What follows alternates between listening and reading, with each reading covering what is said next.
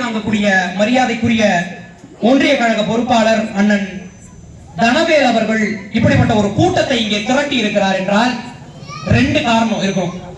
ஒண்ணு, அவரால் இந்த கூட்டத்துக்கு பெருமை, இந்த கூட்டத்தினால் அவருக்கு பெருமை. திராவிட முன்னேற்ற கழகம் இத்தனை ஆண்டுகளில் என்ன சாதித்து விட்டது, என்ன சாதித்து விட்டோம் என்று நாம் இந்த திருமுனை பிரச்சார கூட்டத்தை நடத்தி கொண்டிருக்கிறோம். திராவிட முன்னேற்ற கழகத்தால் என்ன நன்மை நடந்திருக்கிறது என்று எதிர்கட்சிகளும் பாசிச கட்சிகளும் நம்மை நோக்கி ஏவுகணைகளை கொடுத்துக் கொண்டே இருக்கும். அப்படி உங்களிடம் கேள்வி கேட்கப்படும் போது உங்களுடைய முதல் பதில் என்னவா இருக்கும் தெரியுமா? திராவிட முன்னேற்ற கழகம் தொடங்கப்பட்ட போது இந்த தமிழ்நாட்டினுடைய இந்திய நாட்டினுடைய நிலை என்ன தெரியுமா? நாட்டு விடுதலைனா என்னன்னே தெரியாத மக்கள், ஒரு வயதுல பெண் குழந்தைகள் விதவைகளா இருந்திருக்காங்க. யோசிச்சு பாருங்க, ஒரு வயதுல பெண்களுக்கு திருமணமாகி விதவைகளாகவும் இருந்திருக்காங்க. இதுதான் அன்றைய நாளுடைய அரசு கணக்கேட்டில் இருக்கக்கூடிய கணக்கெடுப்பு.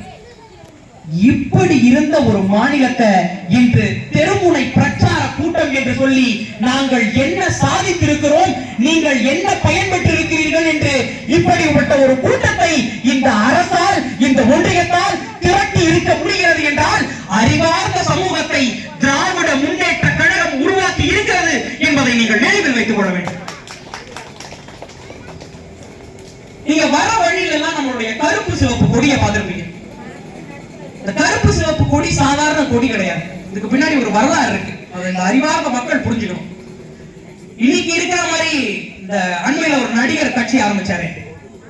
அந்த நடிகர் தொடங்கின மாதிரி ஒரு கொடியை அறிவிக்கும் போது பின்னாடி பாடல் போட்டு அதற்கு நடனமாடி இசை தொகுத்து அது போன்று தொடங்கப்பட்ட கொடி அல்ல இந்த கருப்பு சிவப்பு கொடி. இதற்கு பின்னால் ஒரு மாபெரும் வரலாறு இருக்கிறது. அதை மிக அழகாக சொல்வார்கள். திராவிடர் கழக கொடி வரையப்படுகிறது, கருப்பு வண்ணம் பூசப்படுகிறது, சிவப்பு நிற பேனா இருக்கிறதா என்று பெரியார் கேட்கிறார். சிவப்பு நிற மை எதற்கு, என் குருதி இருக்கிறதே என்று கூறியபடி அந்த 20 வயது இளைஞர் குண்டூசியால் தன்னுடைய விரலை துளைத்து அந்த குருதியை கொண்டு சிவப்பு நிற வட்டத்தை பூர்த்தி செய்கிறார். கழக கொடி கம்பீரமாக தொண்டனின் குருதியால் உருவாகிறது. அந்த இளைஞர் தான் சோழ மண்ணில் உதித்த உதயசூரியன் டாக்டர் கலைஞர். இப்படிப்பட்ட ஒரு நீண்ட நெடிய வரலாற்றினுடைய தொடர்ச்சியாக வரக்கூடிய நம்முடைய திராவிட மாடல் நாயகர் எப்படிப்பட்ட தலைமையிலிருந்து வருகிறார் என்பதை நீங்கள் புரிந்து கொள்ள வேண்டும்.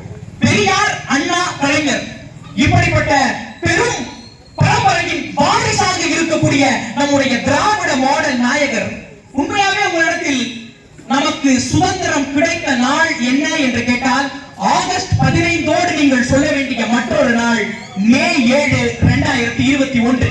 அன்றுதான் நம்முடைய தலைவர், நம்முடைய திராவிட மாடல் நாயகர் முதல் முறையாக முத்துவேல் கருணாநிதி ஸ்டாலின் எனும் நான் என்று சொன்ன மாத்திரத்திலேயே அடிமைப்பட்ட ஒரு கூட்டத்தை 10 ஆண்டுகளாக விடுதலை என்றால் என்ன, படிப்பறிவு என்றால் என்ன, நலத்திட்டங்கள் என்றால் என்ன என்று தெரியாமல் இருண்டு கிடந்த இந்த சமூகத்தை உயர்த்த ஒரு தலைவன் பிறந்திருக்கிறான் என்பது நம் முத்துவேல் கருணாநிதி ஸ்டாலினால் தான் சாத்தியமானது என்பதை நீங்கள் நினைவில் வைத்துக் கொள்ள வேண்டும்.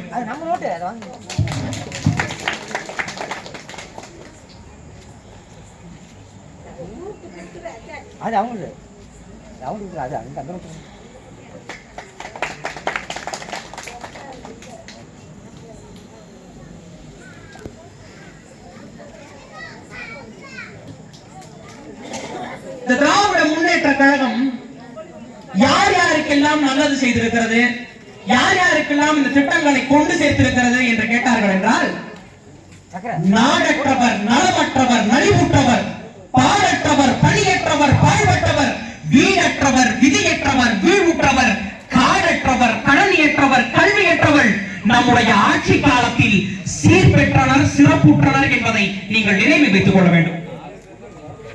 எப்பவுமே நம்முடைய திராவிட முன்னேற்ற கழகத்துக்கு எதிராக இருக்கக்கூடிய முதல் கேள்வி என்னவாக இருக்கும் அப்படின்னா, என்றைக்குமே திராவிட முன்னேற்ற கழகம் ஒன்றிய அரசை எதிர்த்துக் கொண்டே இருக்கும், அவர்கள் ஒருபோதும் ஒன்றிய அரசோடு இணைந்து செயல்பட மாட்டார்கள் என்ற ஒரு குற்றச்சாட்டு திராவிட முன்னேற்ற கழகத்திற்கு மீது வைப்பார்கள். பாவம், அவர்கள் வரலாறு தெரியாதவர்கள், அவர்களுக்கு வரலாறை சொல்லிக் கொடுக்க வேண்டிய தேவை நமக்கு இருக்கிறது.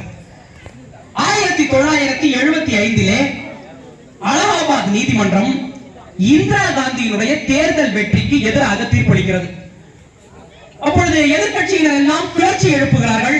இந்திரா காந்தியின் அரசை கவிழ்க்க வேண்டும், இது சரியான அரசு அல்ல என்று நீதிமன்ற தீர்ப்பு வந்தவுடன் அதை தங்களுக்கு சாதகமாக பயன்படுத்திக் கொள்கிறார்கள். இந்த நிலையிலே முத்தமிழறிஞர் கலைஞர் நினைத்திருந்தால் எதிர்த்து குரல் கொடுத்திருக்கலாம், இந்திரா காந்திக்கு எதிராக செயல்பட்டிருக்கலாம். ஆனால் அவர் எவ்வளவு தேர்ந்த அரசியல்வாதி என்பதை நீங்கள் நினைவில் வைத்துக் கொள்ள வேண்டும். அவர் சொல்கிறார், இந்திரா காந்தியின் அரசை கவிழ்க்கும் எந்த செயல்பாட்டிலும் திராவிட முன்னேற்ற கழகம் ஈடுபடாது. எங்களுக்கு கட்சியும் ஆட்சியும் வேறு, ஆனால் ஒரு மனிதனாக நாங்கள் ஒருபோதும் எங்கள் குற்ற உணர்வுக்கு எதிராக செயல்பட மாட்டோம் என்கிறார் முத்தமிழறிஞர் கலைஞர். அப்படி என்றால் அவர் இந்திரா காந்தியின் அரசுக்காக மட்டும் வார்த்தையும் வாக்குறுதியும் கொடுத்தாரா என்றால், அதே கலைஞர் அதே ஆண்டில் அவசர நிலை அறிவிக்கப்பட்ட போது இது நம் நாட்டு மக்களின் எதிர்க்காக வந்த ஒரு நிலை என்பதை முதலில் உணர்ந்த கட்சி திராவிட முன்னேற்ற கழகம் என்பதனால் அவசர நிலைக்கு எதிராக மற்ற மாநிலங்களுக்கெல்லாம் முன்னால் முந்திக் கொண்டு முதலில் எதிரில் குரல் கொடுத்த ஒரு கட்சி திராவிட முன்னேற்ற கழகம். காரணம் முத்தமிழறிஞர் கலைஞர். ஆக எங்களுக்கு கட்சி ரீதியாக கூட்டணியும் வேறுபாடுகளும் இருக்கலாம், ஆனால் எல்லாவற்றையும் தாண்டி எங்களுக்கு முத்தாய்ப்பாய் இருக்கக்கூடிய முக்கிய விடயம் எங்கள் மக்களுக்கும் எங்கள் நாட்டிற்கும் அது நன்மையை பயக்கும் என்றால் திராவிட முன்னேற்ற கழகத்தின் உறுப்பினர்கள் உடன்பிறப்புகள் உங்களுடன் நிற்பார்கள். என் மக்களுக்கு தீங்கு விளைவிக்கும் ஆகில் ஒருபோதும் எத்தனை கோடிகள் எறியப்பட்டாலும் திராவிட முன்னேற்ற கழகத்தின் உறுப்பினர்கள் ஒருபோதும் துணை நிற்க மாட்டார்கள் என்பதைத்தான் அன்று கலைஞர் நமக்கு சொல்லிக் கொடுத்தார். இன்று அவர் மகன் நம் திராவிட மாடல் நாயகர் நம் தளபதி ஸ்டாலின் அவர்கள் அதற்கு எடுத்துக்காட்டாக வாழ்ந்து கொண்டிருக்கிறார் என்பதை நீங்கள் புரிந்து கொள்ள வேண்டும். நண்பர்களே, நீங்க ஒன்றிய அரசுடைய வாக்குறுதிகளை நீங்க அந்த பட்டியலை எடுத்து பார்த்தீங்கன்னா முதல்ல இருக்கிறது என்னவா இருக்கும்னா, இந்த தொகுதி மறுசீரமைப்பு பத்தி எல்லாம் கேள்விப்பட்டிருப்பீங்க. அதாவது அதிக மக்கள் தொகை இருக்கக்கூடிய இடங்கள்ல தொகுதிகள் கூட்டப்படும் என்றும், குறைவான மக்கள் தொகை இருக்கக்கூடிய இடங்கள்ல தொகுதிகள் குறைக்கப்படும் என்றும். இதற்கு அரசியல் ரீதியான காரணங்கள் வெவ்வேறு இருக்கலாம். காரணம், தமிழ்நாட்டில் பாரதிய ஜனதா கட்சிக்கு நிச்சயமாக தெரியும், திராவிட முன்னேற்ற கழகத்தின் தலைவர் நம்முடைய தளபதி ஸ்டாலின் இருக்கும் வரை மட்டுமல்ல, திராவிட முன்னேற்ற கழகத்தின் கடைசி தொண்டன் உயிருடன் இருக்கும் வரை பாரதிய ஜனதா கட்சியினால் இங்கே ஒரு சீட்டை கூட பெற்றுவிட முடியாது என்பதை நன்றாக உணர்ந்ததனால்தான் இந்த தொகுதி மறுசீரமைப்பு போன்ற நாடகங்களை செய்து கொண்டிருக்கிறார்கள். இந்திய திணிப்புக்கு எதிராக திராவிட முன்னேற்ற கழகம் இந்த 4 ஆண்டுகளில் குரல் கொடுத்திருக்கிறதே, எதற்காக நம்முடைய தலைவர் ஸ்டாலின் அவர்கள் குரல் கொடுத்தார் என்ற கேள்வி எழுந்தது. இந்தி திணிப்புக்கு எதிராக குரல் கொடுத்தார் என்றால் திராவிட முன்னேற்ற கழகமும் நம் தளபதியும் இந்திக்கு எதிரானவர்களா, இந்தி எனும் மொழிக்கு எதிரானவர்களா? நிச்சயம் கிடையாது. இன்றும் நீங்கள் சென்னையில் வந்தீர்கள் என்றால் ஹிந்தி பிரச்சார சபா என்ற அமைப்பு இருக்கிறது. அங்கே மாணவர்களை வரவழைத்து ஹிந்தியை பயிற்றும் பாடம் நடந்து கொண்டுதான் இருக்கிறது. ஒருபோதும் திராவிட முன்னேற்ற கழகத்தின் தொண்டர்கள் அந்த மையத்திற்கு முன்னால் சென்று நீங்கள் இந்தி படிக்க கூடாது என்று ஒளிபிடித்ததே கிடையாது. எப்பொழுது தெரியுமா நாங்கள் இந்தியை எதிர்க்கிறோம், எங்கள் இயக்கம் இந்தியை எதிர்க்கிறது, எங்களுக்கு வேண்டாம் என்று சொல்லும் பொழுது, எங்களிடம் திணிக்கப்படும் பொழுதுதான் எங்களுக்கு அது ஒரு மொழிதான் என்பதை தாண்டி அதுதான் அறிவு என்று எங்கள் மீது புகுத்தப்படும் போது, மாணவர்களின் நலன் காக்க தலைவன் ஒருவன் இருக்கிறான் என்றால் அது நம் திராவிட மாடல் நாயகர் தளபதி ஸ்டாலினாகத்தான் இருக்க முடியும் என்பதில் எந்தவித மாற்று கருத்தும் யாருக்கும் இருக்க முடியாது.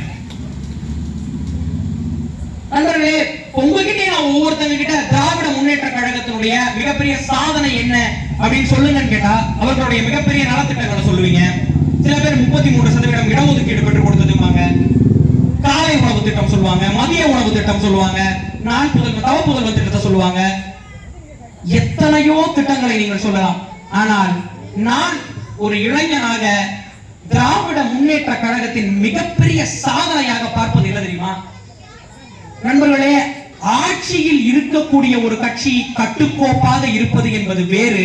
ஆனால் 10 ஆண்டுகள் 2011 முதல் 21 வரை ஆட்சி அதிகாரம் நம் கையில் இல்லாத போதும், நம்மிடம் அரியணை இல்லாத போதும், ஒவ்வொரு வாக்காளரும் ஒவ்வொரு தொண்டரும் திராவிட முன்னேற்ற கழகத்திற்கு நியாயமாக உடன் நின்று இதுதான் என்னுடைய இயக்கம், இவர்களுக்காக என் கடைசி மூச்சு உள்ளவரை நான் பாடுபடுவேன் என்று சொல்லி ஒவ்வொரு தொண்டனும் கட்டுக்கோப்போடும் சுயமரியாதையோடும் நின்றால் அல்லவா, அதுதான் திராவிட முன்னேற்ற கழகத்தின் மிகப்பெரிய சாதனை. அதே போல நீங்க நம் தலைவர் கலைஞர் அவர்கள் பல்வேறு திட்டங்களை கொண்டு வந்திருக்கார். நம் கலைஞர் தொலைக்காட்சி முதல் காப்பீட்டு திட்டம் வரை நான் அடுக்கிக்கிட்டே போலாம். நம் தலைவர் முத்தமிழறிஞர் கொண்டு வந்த திட்டங்கள். ஆனா அவர் கொண்டு வந்த திட்டங்கள்லயே என்னை மிகவும் மனம் கவர்ந்தது, ஒருவருக்கும் ஒன்னொன்று மனம் கவர்ந்திருக்கலாம், என்னை மிகவும் மனம் கவர்ந்தது என்ன தெரியுமா? இந்த உடல் உறுப்பு தானம்னு ஒரு திட்டத்தை கொண்டு வந்தார். இந்த உடல் உறுப்பு தான திட்டத்தை கொண்டு வந்த போது சுற்றி இருக்கக்கூடியவர்கள் எல்லாம் நம் தலைவர் கலைஞர் அவரிடத்தில் கேட்கிறார்கள், இந்த திட்டத்தை நீங்கள் இப்போது கொண்டு வந்திருக்கிறீர்கள், ஆனால் கொண்டு வருவதோடு மட்டும் இல்லாமல் இது நான் அறிமுகப்படுத்திய திட்டங்களில் மிக முக்கிய திட்டம்னு சொல்றீங்களே, ஏன் உடல் உறுப்பு தான திட்டம் ஏன் முக்கிய திட்டம்னு நினைக்கிறீங்க? இதனால நமக்கு வாக்குகள் பெருகும் நினைக்கிறீங்களா? திராவிட முன்னேற்ற கழகம் வளர்ச்சி அடையும் நினைக்கிறீங்க? எதனால சொல்றீங்க? தலைவர் கலைஞர் அவர்கள் சொல்றாரு, இது வாக்கு அரசியலுக்காக அல்ல, இந்த திட்டத்தை கொண்டு வந்தால் மக்களிடையே ஜாதியும் மதமும் அழியும் என்றார். எப்படி இதனால் சாதி மதம் அழிய முடியும், எப்படி வேறுபாடுகள் குறையும் என்று சொல்கிறீர்கள் என்று கேட்டபோது தலைவர் கலைஞர் அவர்கள் சொன்ன பதில் மிகவும் அறிவுக்குரியது. இந்த திட்டம் செயல்பட்டால் ஒரு இந்துவின் கண்களால் ஒரு கிறிஸ்துவன் இந்த உலகத்தை பார்ப்பான். இந்த திட்டத்தை கொண்டு வந்தால் ஒரு இஸ்லாமியரின் கால்களை கொண்டு ஒரு கிறிஸ்துவன் இந்த உலகத்தை நடக்க பயின்று கொள்வான் என்றார். இதுதான் ஜாதிகளையும் மதங்களையும் கடந்து திராவிட முன்னேற்ற கழகம் உங்களுக்காக மக்களுக்காக உடன் நின்றிருக்கிறது என்பதற்கான எடுத்துக்காட்டு. நண்பர்களே, இந்த 4 ஆண்டுகளிலே திராவிட முன்னேற்ற கழகம் பல்வேறு சாதனைகளையும் பல்வேறு திட்டங்களையும் உங்களிடம் கொண்டு வந்து சேர்த்திருக்கிறது. ஆனால் உலக அளவிலே திராவிட முன்னேற்ற கழகம் எப்பொழுது திரும்பி பார்க்கப்பட்டது தெரியுமா? இப்போ அண்மையில நிறைய பேர் பார்த்திருப்பீங்க, இந்த சதுரங்க விளையாட்டுல இந்த செஸ் ஒலிம்பியாட்னு ஒரு போட்டி நடத்தினாங்க சென்னையில. உலகத்தில் இருக்கக்கூடிய மாணவர்கள்லாம் இதுக்காக பங்கேற்க வந்து விளையாட்டு வீரர்கள்லாம் வந்து இதுல கடைசியா ஒரு தமிழன் வெற்றி பெறார். குகேஷ் என்னும் மாணவன் வெற்றி பெறுகிறார். அப்போ அந்த மாணவனுக்கு சென்னையிலே பாராட்டு விழா நடத்தப்படுகிறது. திராவிட முன்னேற்ற கழகத்தினுடைய தலைமையில, நம் தலைவர் ஸ்டாலின் அவர்களுடைய தலைமையில அந்த கூட்டம் நடக்குது. அப்ப அந்த மாணவன் வந்து நன்றி சொல்லி கொண்டு வருகிறான். நான் இந்த வெற்றிக்கு காரணமாக என்னுடைய தாய்க்கு இதை நான் சமர்ப்பிப்பேன், தந்தைக்கு சமர்ப்பிப்பேன், என்னுடைய குடும்பம், நண்பர்கள் எல்லாரையும் சொல்றான் அந்த பையன். ஆனா எல்லாருக்கும் முத்தாய்ப்பாய் நான் இளம் தலைவர் அண்ணன் உதயநிதி ஸ்டாலின் அவர்களுக்கு நன்றி சொல்லியாக வேண்டும். காரணம், இந்த விளையாட்டிற்கு இவ்வளவு ஊக்கம் கொடுத்து எங்களை சரியான வழியில் அழைத்து சென்ற பெருமை எங்கள் இளம் தலைவர் அண்ணன் துணை முதலமைச்சர் உதயநிதி ஸ்டாலின் அவர்களுக்கு தான் சேரும் என்று சொன்னபோது எங்கள் இயக்கம் ஒரு சாராரை மட்டும் சந்தோஷப்படுத்துவதற்காக நடத்தப்படுகிற இயக்கம் அல்ல, உலக அரங்கிலே இந்த உலக அளவிலே நம் மாநிலத்தை திரும்பி பார்க்க செய்ய வேண்டும் என்று அன்றாடம் ஒரு தலைவன் ஓடிக்கொண்டிருக்கிறான் என்றால் அது நம்முடைய தளபதியும் நம்முடைய இளம் தலைவரும் நம்முடைய இயக்கமாகத்தான் இருக்க முடியும் என்பதில் எங்களுக்கு வேற எந்த ஐயமும் கிடையாது. நண்பர்களே, திராவிட முன்னேற்ற கழகத்தின் மீது வைக்கக்கூடிய அடுத்த குற்றச்சாட்டு எல்லாருமே கேட்டிருப்பீங்க. இந்த குற்றச்சாட்டு, இவர்கள் குடும்ப அரசியல் செய்கிறார்கள், இவர்கள் குடும்பத்தில் தான் அரசியல் இருக்கிறது, தாண்டி வேற எதுவும் கிடையாது அப்படிமா. நம்முடைய இளம் தலைவர் அண்ணன் துணை முதலமைச்சர் அவர்கள் பதவிக்கு வந்த போதும் இந்த குற்றச்சாட்டு எழுப்பப்பட்டது. அப்படி உங்களிடம் சொல்பவர்களுக்கு நீங்கள் சொல்ல வேண்டிய பதில் என்ன தெரியுமா? இன்னாருடைய மகள் என்பதனால் ஒருவனால் சாதித்து விட முடியும்னு வச்சுக்கோங்களேன். உங்க எல்லாருக்கும் சச்சின் டெண்டுல்கரை தெரியும். டெண்டுல்கரை எல்லாருக்கும் தெரியும். ஒவ்வொரு கிராமத்துக்கும் அந்த பேர் செல்லப்பட்டவர். அவர் பையன் இன்னைக்கு எத்தனை பேருக்கு தெரியும்? தந்தை மிகப்பெரிய மட்டைப்பந்து வீரன், மகனை யாருக்கும் தெரியாது. விஸ்வநாதன் ஆனந்த் என்பவர் மிகப்பெரிய செஸ் விளையாட்டு வீரர், அவருடைய மகன் என்ன ஆனாரு என்னன்றது யாருக்கும் தெரியாது. இது போன்று எத்தனையோ வென்ற தந்தைகள் இருக்கிறார்கள், ஆனால் அவர்களுடைய வாரிசுகள் என்ன ஆனார்கள் என்றே நமக்கு தெரியாது. ஆனால் நம்முடைய துணை முதலமைச்சர் அண்ணன் உதயநிதி ஸ்டாலின் அவர்களை உங்கள் ஒவ்வொருவருக்கும் தெரிந்திருக்கிறது என்றால் அவர் இந்த நாட்டு மக்களுக்காக உழைத்ததனால் மட்டுமே தானே தவிர இன்னாருடைய மகன் என்பதனால் என்பது இல்லை என்பதை நீங்கள் புரிந்து கொள்ள வேண்டும். இந்த குடும்ப அரசியலுக்கு எதிராக நீங்கள் சொல்ல வேண்டிய மற்றொரு மாற்று பதிலும் என் மனதிற்குள் எப்பொழுதும் தோன்றக்கூடிய பதில் ஒன்று இதுதான். நீங்க ஒரு எடுத்துக்காட்டுக்கு சொல்றேன். அனைத்து இந்திய அண்ணா திராவிட முன்னேற்ற கழகத்தை எம்ஜிஆர் அவர்கள் தொடங்குறார். இப்ப தொடங்கி அவர் இறந்து பல ஆண்டுகள் ஆயிடுச்சு. இப்ப திடீர்னு இன்னைக்கு அவர் ஒரு ஒரு எடுத்துக்காட்டுக்கு வச்சுக்கோங்க, அவர் உயிரோட வந்துடுறாருன்னு வைங்களேன். அவர் வந்து பாக்குறாரு, நான் தொடங்கின கட்சியோட தலைவர் இன்னைக்கு யாரு அப்படின்னு. எவ்வளவு பெரிய மன வேதனைக்கு ஆளாவார்னு யோசிச்சு பாருங்க. மரியாதைக்குரிய அண்ணன் எடப்பாடி பழனிசாமி அவர்கள் தான் நான் தொடங்கிய கட்சிக்கு தலைவன் என்று எம்ஜிஆர் பார்த்தார்னு வைங்களேன், எழுந்து வந்த அந்த சமாதியில திரும்பி போய் படுத்துப்பாரு. ஐயோ வேண்டாம், எனக்கு திரும்பி உயிர் கொடுக்காதீங்க, நான் செத்தே போயிடுறேன், பரவாயில்ல. இது போன்று பல்வேறு கட்சிகள் தொடங்கப்பட்ட தலைவர்கள் மீண்டும் வந்து பாக்குறாங்கன்னா இன்றைய தலைவர்கள் யாருன்னு பார்க்கும்போது ஒரு மிகப்பெரிய ஆச்சரியம் இருக்கும். ஆனா அதே எடுத்துக்காட்ட திமுக வைங்க. திராவிடர் கழகத்தை தொடங்கிய பெரியாராக இருக்கட்டும், திராவிட முன்னேற்ற கழகத்தை தொடங்கிய அண்ணாவாக இருக்கட்டும், வந்து பாக்குறாங்க இன்றைய தலைவர் நம் தளபதி ஸ்டாலின் தான் என்றால் நான் சரியான இடத்தில் தான் இந்த கட்சியை விட்டு சென்றிருக்கிறேன், இந்த கட்சி சரியான கைகளில் தான் இருக்கிறது என்ற பெருமிதம் பெரியாருக்கும் அண்ணாவிற்கும் என்றும் இருக்கும். நம் முத்தமிழறிஞர் கலைஞர் அவர்களுக்கும் என்றும் இருக்கும். காரணம் கலைஞரின் ரத்தம் அல்லவா, அது எப்படி தவறாக இருந்துவிட முடியும் என்பதை நீங்கள் புரிந்து கொள்ள வேண்டும். உங்ககிட்ட யாராவது அப்படி திராவிட முன்னேற்ற கழகம் பெரிய அப்பா டக்கர் கட்சியான்னு கேட்டாங்கன்னு வைங்க, ஆம் இது அப்பாவின் டக்கர் கட்சி தான் என்பதில் எந்த மாற்று கருத்தும் உங்களுக்கு வேண்டாம். நிறைய பேர் இந்த 3 எழுத்து மந்திரங்களை வச்சு நிறைய விளையாட்டு விளையாடுறாங்க. இந்த எம்ஜிஆர் அண்ணா இந்த வரிசையில் அடுத்து விஜய் வரப்போகிறார் அப்படின்னு. 3 எழுத்து மந்திரம் தான் இனி ஆளப் போகிறது. அவர் சொன்னது சரிதான், அது ஒரு சின்ன பிழை மட்டும்தான்.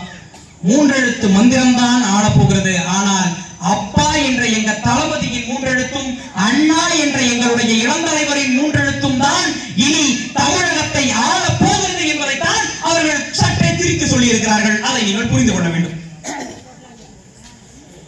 நம் தலைவர் கலைஞர் அவர்கள் சொன்னார், என்னை கடலில் தூக்கி எறிந்தாலும் நான் கட்டுமரமாகவே இருப்பேன் என்றார். சில முறை தூக்கியும் நாமே தெரியாமல் அவரை தூக்கி எறிந்தோம். மீண்டும் நாமே சென்று அந்த கடலில் மூழ்கி அந்த நன்முத்தை தேடி எடுத்து மீண்டும் ஆட்சி ஏரியாசனத்தில் அமர வைத்து அழகு பார்த்தோம் என்பதுதான் திராவிட முன்னேற்ற கழகத்தின் வரலாறு, நம் தமிழகத்தின் வரலாறு. இப்போ மற்ற கட்சிகள்லாம் இது போன்ற ஒரு திருமண பிரச்சார கூட்டத்தை போடுறாங்கன்னு வச்சுக்கோங்களேன். இப்போ அனைத்து இந்திய அண்ணா திராவிட முன்னேற்ற கழகம் ஒரு பிரச்சார கூட்டத்தை போடுறாங்கன்னா அவங்களால என்ன வரலாறு பேச முடியும்னு நினைக்கிறீங்க? அம்மாவை எப்படி கொலை செஞ்சாங்கன்ற வரலாறு பேசலாம். எப்படி சசிகலா அம்மா அவர்கள், மரியாதைக்குரிய அம்மா சசிகலா அவர்கள் ஜெயிலுக்கு போகும்போது நாடகம் ஆடினாங்கன்றத பேசலாம். எப்படி நம்முடைய மரியாதைக்குரிய அண்ணன் எடப்பாடி பழனிசாமி அவர்கள் கீழே குனிஞ்சு குனிஞ்சு குனிஞ்சு குனிஞ்சே காலை பிடிச்சே மேல வந்தார் என்ற வரலாறு பேசலாம். அடிமைப்பட்ட வரலாறை மற்ற கட்சிகள் பேசலாம். இல்லனா நடிகர்கள் போன்றவர்கள் என்னென்ன சினிமா நடிச்சாங்கன்ற வரலாறு பேசலாம். அது ஒரு சினிமா கூட்டமா மாறிடும். அது கொள்கைக்கோ அறிவுக்கோ இருக்க கூட்டமா இருக்காது. அது எல்லா ரசிகர்கள் வருவாங்க, சினிமா பார்ப்பாங்க, விசில் அடிச்சுட்டு போயிடுவாங்க, அந்த கூட்டமா இருக்கும். ஆனால் இந்த உலகத்தில் ஒரே ஒரு இயக்கம் மட்டும் கொள்கையையும் வரலாறையும் இவர்தான் என்று பெயர் குறிப்பிடாமல் வெறும் தன்னுடைய கொள்கையை வைத்து மட்டும் ஒரு கூட்டத்தை நடத்திவிட முடியும் என்றால் அது திராவிட முன்னேற்ற கழகத்தை தவிர வேறு எந்த கட்சியாலும் முடியாது என்பதை நீங்கள் மனதில் வைத்துக் கொள்ளுங்கள். நண்பர்களே, 2000 ஆண்டுகள் நம்மை அடிமைப்படுத்தி வாழ்ந்த ஆங்கிலேயன் இப்பொழுது நம்முடைய தலைவர் தளபதியார் அவர்கள் கொண்டு வந்த திட்டம் காலை உணவு திட்டம்ன்ற திட்டத்தை பார்த்து, இந்த திட்டம் எங்கள் நாட்டை மிகவும் ஈர்த்திருக்கிறது, இந்த திட்டத்தில் அவ்வளவு நன்மைகள் இருக்கிறது, இதனால் பிள்ளைகள் பள்ளிக்கூடத்துக்கு வருகிறார்கள், இந்த திட்டத்தை நாங்களும் எங்கள் நாட்டில் செயல்படுத்த போகிறோம் என்கிறார்கள். இப்ப பாத்துக்கங்க, 2000 ஆண்டுகள் நம்மை அடிமைப்படுத்தி வாழ்ந்த ஆங்கிலேயனே நம்மை பார்த்து கற்றுக்கொள்கிறான் என்றால் அது யாருடைய ஆட்சியில் சாத்தியமாக இருந்திருக்கிறது? நம் தலைவரின் ஆட்சியில் தான். நண்பர்களே, மகளிர் நிறைய மகளிர் எல்லாம் வந்திருக்கீங்க, பெண்கள் வந்திருக்கீங்க. நான் ஒரு வழக்கறிஞர். நான் இப்போ சென்னை உயர்நீதிமன்றத்துல வழக்கறிஞரா பணிபுரிகிறேன். நான் அன்றாடம் பல்வேறு வழக்குகளை பார்க்கிறேன். இப்போ பல்வேறு இடங்கள்ல எப்படி எல்லாம் பெண்கள் கொடுமைப்படுத்தப்பட்டிருக்கிறார்கள், எப்படி எல்லாம் அவர்களுக்கு சுயமரியாதை இழந்த நிலை உருவாகி பாவம் அடிமைப்பட்டிருக்கிறார்கள் என்ற நிலையை நாங்கள் பார்த்திருக்கிறோம். அவர்கள் எல்லோரும் ஒன்றாக நின்று எங்களுக்கு சொல்லக்கூடிய பதில் என்ன தெரியுமா? எங்களை எவ்வளவு அடிமைப்படுத்தினாலும் இழிவுபடுத்தினாலும் எங்களுடைய சுயமரியாதை எங்கே பிறக்கிறது என்று தெரியுமா? எங்களுக்காக மகளிர் உதவி தொகை என்று எங்கள் தலைவர் அறிவித்த போது இதை கொண்டு எங்களை யாரும் இழிவாக நினைத்து விட முடியாது, நாங்களும் இந்த குடும்பத்தில் ஒரு பங்கு, எங்களுக்கு முக்கியத்துவம் அளிக்கப்பட வேண்டும் என்று சொல்லி மகளிரையும் இந்த நாட்டின் தலை சிறந்த நிலைக்கு கொண்டு சென்றிருக்கிறது என்றால் அது நம்முடைய இயக்கம் திராவிட முன்னேற்ற கழகம் தான் என்பதை நீங்கள் நினைவு வைக்கணும். நண்பர்களே, எவ்வளவு பெரிய தீர்க்கதரிசி நம்முடைய முத்தமிழறிஞர் கலைஞர் என்பதற்கு ஒரு எடுத்துக்காட்டு சொல்ல விரும்புறேன். இதுவும் நான் சொந்தமா பயணித்த ஒரு வழக்கினாலே நான் புரிஞ்சுக்கிட்ட ஒண்ணு. எப்படி திராவிட முன்னேற்ற கழகம் மக்களுடைய வாழ்க்கையில இன்னைக்கு கூட மாற்றத்தை ஏற்படுத்தி இருக்கின்றதுக்கு ஒரு எடுத்துக்காட்டு. பல்வேறு இந்த ரோட்டு ஓரமாக கடை போடக்கூடிய, வீடு வைத்திருக்கக்கூடிய, பல நூறு ஆண்டு காலத்துக்கு முன்பு குடி வந்தவங்க அவங்கலாம் போட்டிருக்காங்க. இப்போ ஒரு சாலை விரிவாக்கத்தின் காரணமாக அங்க இருக்கக்கூடிய மக்களை எல்லாம் இந்த இடத்திலிருந்து நீங்கள் அகற்றப்பட வேண்டும் ஒன்றிய அரசு, அது ஒரு ஒன்றிய நெடுஞ்சாலை, அந்த நெடுஞ்சாலை திட்டத்துக்காக மக்கள் எல்லாம் அகற்றாங்க.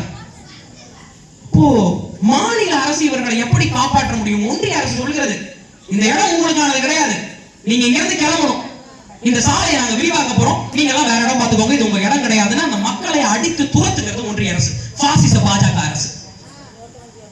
இப்போ இந்த மக்கள் என்ன பண்றதுன்னு தெரியாம திக்குமுக்காடி நிற்கும் போது அவரிடம் வந்தபோது அவர்களிடம் ஒரே ஒரு ஆவணம் மட்டும், ஒரே ஒரு டாக்குமெண்ட் இருக்கு அவங்க கிட்ட, அதாவது வேற ஒண்ணும் கிடையாது, அந்த இடத்துல அவங்க வாழ்ந்தாங்கன்றதுக்கான அடையாளம் வேற ஒன்றும் கிடையாது. ஒரே ஒரு டாக்குமெண்ட் எடுத்து என் டேபிள்ல போடுறாங்க. அது என்னவென்றால் கலைஞர் பட்டா என்ற ஒரு ஆவணத்தை கொண்டு வந்து போடுகிறார்கள். நம்முடைய முத்தமிழறிஞர் கலைஞர் என்ன செய்திருக்கிறார் தெரியுமா? பல நூறு ஆண்டு காலம் ஒரே இடத்தில் வாழ்ந்திருக்கக்கூடிய அந்த பூர்வகுடி மக்களை அங்கிருந்து யாரும் அகற்றிவிடக் கூடாது. நாளை நான் இல்லை என்றாலும் நான் கொடுத்த ஆவணம் என் மக்களை காப்பாற்ற வேண்டும் என்பதற்காக கலைஞர் பட்டா என்ற திட்டத்தை, கலைஞர் கனவு இல்லம் என்ற திட்டத்திற்கு கீழ் இவர்களுக்கெல்லாம் பட்டா கொடுத்து சென்றிருக்கிறார். அந்த பட்டாவை கொண்டு இன்று அந்த மக்களை அகற்ற முடியாது என்று நான் சொல்லவில்லை, மெட்ராஸ் உயர் நீதிமன்றம் தீர்ப்பளித்திருக்கிறது என்றால் இதுதான் நம்முடைய தலைவர் கலைஞர் அவர்கள் இந்த சமூகத்திற்கு விட்டு சென்ற மிகப்பெரிய ஒரு பிரகடனமாக இருக்க முடியும் என்பதை நீங்கள் நினைவில் வைத்திருக்க வேண்டும். நண்பர்களே, இலவச பேருந்து பயணம் கொடுத்திருக்காங்க, மகளிர் விடியல் பயணம் கொடுத்திருக்கு திராவிட முன்னேற்ற கழகம்.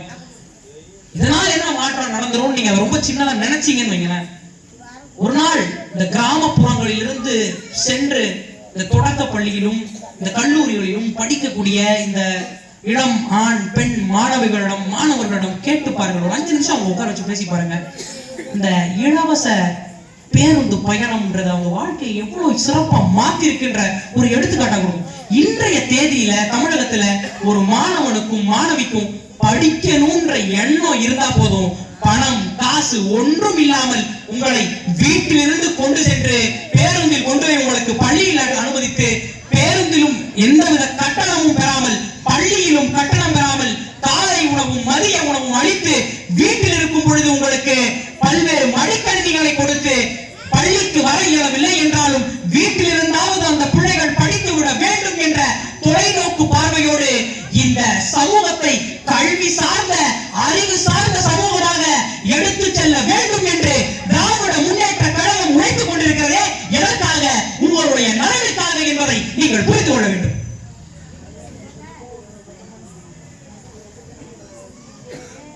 இந்த ஒன்றிய அரசிடமிருந்து நிதி பெறப்படுகிறது.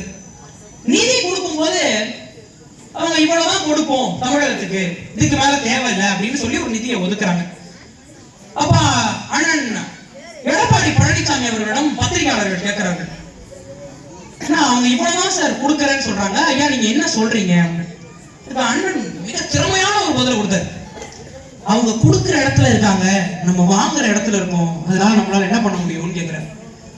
இதே கேள்விக்கு நம் தலைவர் தளபதியார் ஸ்டாலின் அவர்கள் கொடுத்த பதில் என்ன தெரியுமா? 1 கோடி ரூபாய் கொடுத்தாலும் எத்தனை கோடிகள் கொடுத்தாலும் எங்களுடைய கொள்கையில் நாங்கள் ஒருபோதும் சமரசம் செய்து கொள்ள மாட்டோம். நிதிக்கு எதிராக, நிதி ஒதுக்கீட்டுக்கு எதிராக திராவிட முன்னேற்ற கழகம் போராட்டங்கள் நடத்தும், பொதுக்கூட்டங்கள் நடத்தும். உங்களால் முடிந்ததை பார்த்துக் கொள்ளுங்கள் என்றார். இந்த தைரியமும் இந்த வீரமும் ஒரு தலைவனிடத்தில் வேண்டாமா? நம்மை வழிநடத்தி செல்லக்கூடிய தலைவன் நம்மை பாதுகாத்துக் கொள்வான் என்ற நம்பிக்கை இந்த மக்களுக்கு வர வேண்டும் என்றால் எப்படி ஒரு தலைவன் நடந்து கொள்ள வேண்டும்? அவர்கள் கொடுக்கிற இடத்தில் இருக்கிறார்கள். நீங்கள் என்ன கொடுத்தாலும் நாங்கள் வாங்கிக் கொள்வோம் என்று கையேந்தி நிற்கக்கூடிய அனைத்து இந்திய அண்ணா திராவிட முன்னேற்ற கழகம் வேண்டுமா, அல்லது உங்களுக்காக போராடக்கூடிய திராவிட முன்னேற்ற கழகம் வேண்டுமா என்பதை தீர்மானிக்கக்கூடிய இடத்தில் இன்றும் 5-6 மாதங்களில் நீங்கள் இருப்பீர்கள். முடிவெடுத்துக் கொள்ளுங்கள்.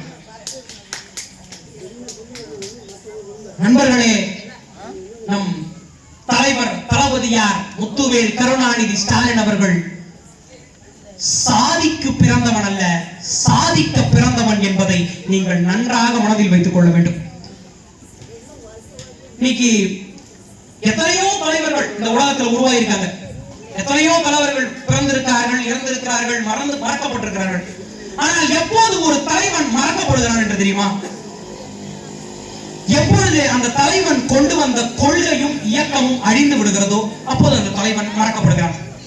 இல்லை என்றால் அந்த தலைவனின் மூலம் வந்த அவனுடைய பிள்ளைகள் அந்த தலைவனுக்கு கெட்ட பெயரை சம்பாதித்து தரும் பொழுது அந்த தலைவன் மறக்கப்படுவான். இந்த ரெண்டும் ஒருபோதும் திராவிட முன்னேற்ற கழகத்திற்கும் முத்தமிழறிஞர் கலைஞர் அவர்களுக்கும் நடக்காது என்பது நமக்கு எப்போதும் தெரியும். எங்கள் தலைவர் கொண்டு வந்த கொள்கையும் இயக்கமும் திட்டமும் யாராலும் எப்பொழுதும் அழித்து விட முடியாது. அதே போல் எங்கள் தலைவர் கலைஞர் அவர்களின் மகன் முத்துவேல் கருணாநிதி ஸ்டாலின் தன்னுடைய தந்தைக்கு இழிவேரை ஒருபொழுதும் வாங்கி கொடுத்து விட மாட்டார். காரணம், அவரால் தான் தந்தைக்கு மேலும் பெருமை மெருகேறி கொண்டிருக்கிறது என்பதை நாம் நிதர்சனமான உண்மையாக பார்த்துக் கொண்டிருக்கிறோம் நம் கண் முன்னால். நண்பர்களே, நம்முடைய தலைவர் கலைஞர் அவர்கள் ஒரு பொதுக்கூட்டத்தை இப்படிதான் பேசி நிறைவு செய்வார். அதே போல இந்த கூட்டத்தையும் நிறைவு செய்ய வேண்டும் என்று விரும்புகிறேன். மக்கள் எல்லாம் இதே போல திரளாக திரண்டு இருப்பார்கள். அப்போது தலைவர் கலைஞர் அவர்கள் நல்லா உன்னிப்பா கேட்டுக்கிறீங்க. தலைவர் கலைஞர் அவர்கள் பார்த்து கேட்பார், உங்களுக்கு எல்லாருக்கும் தர்மம் தெரியுமா என்று கேட்பார். ஐயா, தர்மம் எப்படி தெரியாம இருக்கும்? நாங்கெல்லாம் தர்மத்தின் பக்கம் நிற்பவர்கள். சரிதான், அதற்கு முன்னால் ஒரு ஆ போட்டா என்ன ஆகும்னு கேட்பார். ஐயா, அது அதர்மம் ஆகிவிடும், அது எங்களுக்கு பிடிக்காது. உங்களுக்கு எல்லாருக்கும் நியாயம் பிடிக்குமா என்று கேட்பார். நியாயம் பிடிக்காதவர்கள் யார் இருக்க முடியும்? அதற்கு முன்னால் ஒரு ஆ போட்டால் என்ன ஆகும்? ஐயா, அது அநியாயம் ஆகிவிடும், அது எங்களுக்கு பிடிக்காது. உங்கள் எல்லாருக்கும் சுத்தம் பிடிக்குமா என்று கேட்பார். நிச்சயம் பிடிக்கும். அதற்கு முன்னால் ஒரு ஆ போட்டா என்ன ஆகிவிடுகிறது? அது அசுத்தம் ஆகிவிடுகிறது, எங்களுக்கு பிடிக்காது என்பார்கள். தலைவர் கலைஞர் அவர்கள் கடைசியாக இப்படி சொல்லி முடிப்பார், உங்கள் எல்லோருக்கும் திமுக பிடிக்கும், அதற்கு முன்னால் ஆ போட்ட அதிமுகவை ஒருபோதும் பிடிக்காது என்பதில் எங்களுக்கு எல்லளவு சந்தேகமும் இல்லை என்று சொல்லுவார். நண்பர்களே, ஒன்றை நினைவில் வைத்துக் கொள்ளுங்கள். இன்று சில கட்சியின் கொடிகளில் மட்டும்தான் அண்ணா பறந்து கொண்டிருக்கிறார். திராவிட முன்னேற்ற கழகத்தில் மட்டும்தான் அண்ணா கொடிகட்டி பறந்து கொண்டிருக்கிறார் என்பதற்கு இன்றைய அரசும் இன்றைய தலைவரும் தான் காரணம் என்பதில் எந்த சந்தேகமும் உங்களுக்கு வேண்டாம். உங்களுடைய வாழ்க்கை மெருகேற வேண்டும் என்றால், உங்களுடைய வாழ்வு மேம்பட வேண்டும் என்றால், நம்முடைய மக்கள் அடுத்த கட்டத்திற்கு, நம்முடைய பிள்ளைகள் இந்த நாட்டின் எதிர்காலமாக மாற வேண்டும் என்ற ஆசையும் தைரியமும் உங்களிடத்தில் இருக்கிறது என்றால், நீங்கள் 2026 வாக்களிக்க வேண்டிய ஒற்றை சின்னம் உதய சூரியன் தான் என்பதை நினைவில் வைத்துக் கொண்டு, உங்களுடைய கையில் வைக்கக்கூடிய மைதான் உங்கள் தலையெழுத்தை மாற்றப் போகிறது. 21 நீங்கள் மாற்றி காட்டியதுதான் 26 உங்களை அறிவார்ந்த தமிழ் சமூகமாக மாற்றி இருக்கிறது. மீண்டும் 26 மட்டுமல்ல, 31 கூட்டங்கள் நடத்தப்படும். தலைவர் இருப்பார். திராவிட முன்னேற்ற கழகத்தின் ஆட்சி தொடங்கும். நன்றி, வணக்கம்.